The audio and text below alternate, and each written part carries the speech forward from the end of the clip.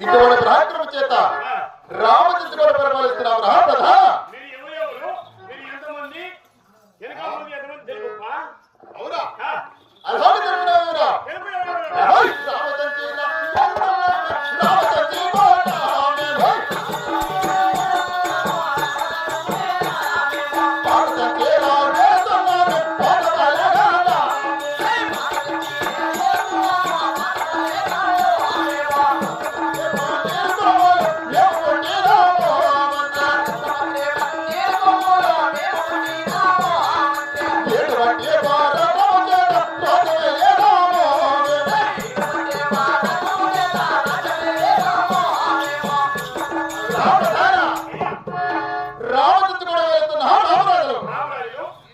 పాట